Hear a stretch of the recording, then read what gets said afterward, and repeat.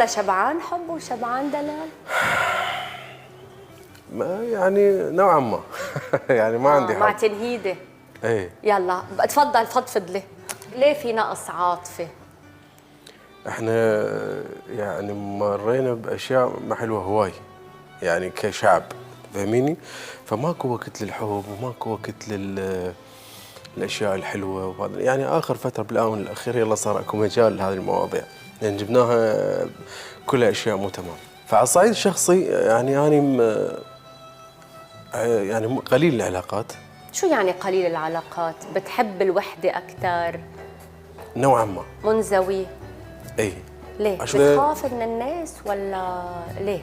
من كثرة التجارب السيئة يعني تخليك تنعزل لوحدك، تحب الوحدة أكثر، تقلل ناسك يرتاح راسك. أنت مقلل ناسك ومرتاح راسك. أي طبعا.